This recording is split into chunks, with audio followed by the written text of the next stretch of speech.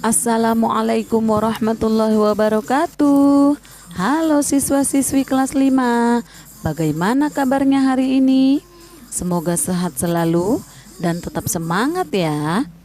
Mari kita mulai pelajaran hari ini dengan bersama-sama berdoa.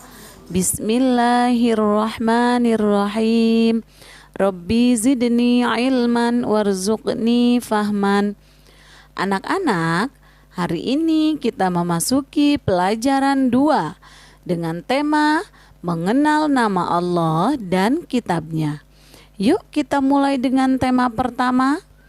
Mari mengenal Allah Subhanahu wa ta'ala. Anak-anak, biasanya jika kita ingin mengenal sesuatu, misalnya mengenali orang, hewan, tumbuhan, dan benda alam lainnya, yang pertama ditanyakan adalah namanya. Melalui nama itu, kita bisa mengenal sesuatu. Demikian juga halnya Allah Subhanahu wa ta'ala. Untuk mengenal Allah lebih jauh, siapa Allah Subhanahu wa ta'ala? Jawabannya ada pada Asmaul Husna. Anak-anak sudah tahu bukan apa itu Asmaul Husna? Iya, betul. Asmaul Husna adalah nama-nama Allah yang baik dan indah. Jumlah seluruhnya Asmaul Husna ada 99.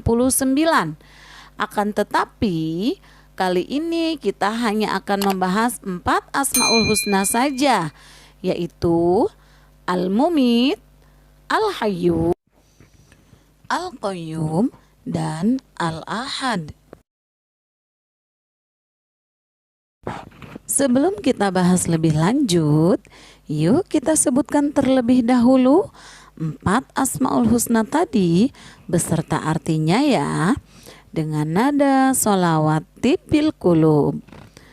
Al-Mumit yang maha mematikan, Al-Hayyu yang maha hidup, Al-Qayyum yang maha mandiri, Al-Ahad yang maha esa. Al-Mumit yang maha mematikan, Al-Hayyu yang maha hidup, Al-Qayyum yang maha mandiri, Al-Ahad yang maha esa. Diulang-ulang terus ya anak-anak supaya hafal.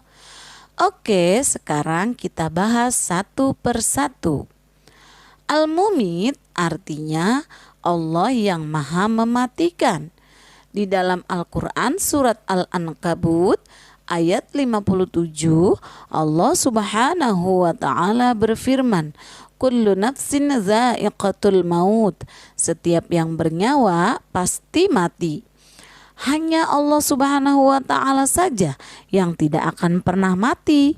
Sedangkan manusia, hewan, dan tumbuhan tidak bisa lari dari kematian. Semua pasti mati. Lalu, bagaimana kita mempersiapkan diri menghadapi kematian yang pasti terjadi? Ya, tentunya kita harus mengikuti perintah Allah dan Rasul-Nya. Misalnya, rajin sholat, mengaji, membaca Al-Quran, rajin belajar, dan patuh serta hormat kepada orang tua dan guru. Kemudian, jauhi yang dilarang oleh Allah Subhanahu wa ta'ala. Misalnya, mencuri, berkelahi, menyakiti orang lain. Dan jangan lupa selalu berdoa kepada Allah Subhanahu wa ta'ala. Ya Allah, ya Mumit, wahai Allah Tuhan yang maha mematikan, wafatkanlah kami kelak dalam keadaan husnul khotimah. Kemudian Al-Hayyu.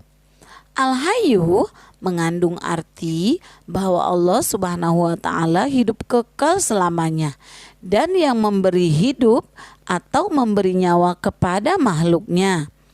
Hidup atau mati ada dalam kekuasaan Allah. Contohnya, berapa banyak orang yang sedang mengalami sakit yang sangat parah, tapi Allah masih berkehendak memberi kesempatan hidup dan sembuh dari penyakitnya.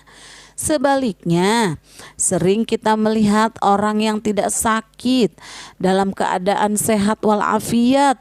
Tiba-tiba saja kita dengar dia sudah meninggal dunia. Innalillahi wa inna ilaihi roji'un.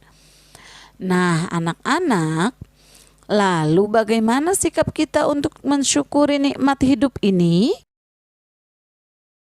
Tugas kita adalah bersyukur dengan nikmat kehidupan ini dengan cara memelihara dan menjaga kesehatan diri sendiri, seperti makan dan minum yang halal dan bergizi, dan selalu memelihara kebersihan diri. Apalagi saat ini kita masih berada di masa pandemi COVID-19 ya. Harus rajin cuci tangan, usahakan tetap di rumah, don't go anywhere ya guys. Ingat, jaga jarak, hindari berkerumun, dan jangan lupa pakai masker. Oke guys.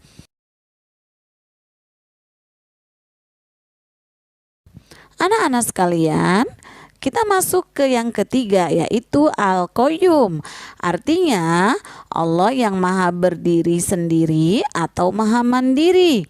Artinya Allah Subhanahu wa ta'ala itu berdiri sendiri untuk selama-lamanya. Allah Subhanahu wa ta'ala memberikan pendidikan kepada manusia supaya hidup tidak selalu bergantung kepada orang lain. Hidup harus punya semangat mandiri dalam segala situasi dan kondisi. Pada zaman dahulu ada pepatah yang mengatakan berdiri di atas kaki sendiri atau berdikari. Bagi siswa kelas 5, bila sudah di rumah harus dapat melakukan hal-hal tertentu sendiri. Misalnya merapikan tempat tidur sendiri, menyiapkan peralatan sekolah, mencuci pakaian sekolah sendiri, mengambil makanan sendiri, berangkat ke sekolah sendiri, dan sebagainya. Yang terakhir, Al-Ahad.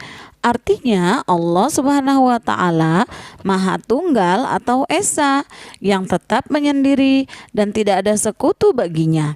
Allah Subhanahu wa ta'ala mandiri dan tidak membutuhkan yang lainnya. Sifat ini memberi pelajaran kepada kita agar selalu mandiri dan tidak selalu bergantung kepada orang lain. Misalnya, sudah kelas 5 harus bisa mandi sendiri, makan, berpakaian, mengerjakan PR, menyusun dan merapikan buku pelajaran di rumah dan sekolah, dan yang lainnya. Kemudian jangan lupa untuk selalu berdoa.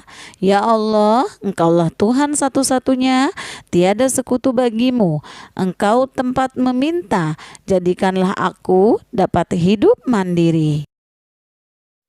Anak-anak yang solih dan soliha, cukup sekian materi kita hari ini. Semoga bermanfaat ya. Jangan lupa sholat 5 waktu dan tetap jaga kesehatan. Yuk kita tutup dengan berdoa. Subhanakallahumma wa bihamdika asyhadu an la ilaha illa anta astaghfiruka wa atubu ilaik. Wassalamualaikum warahmatullahi wabarakatuh.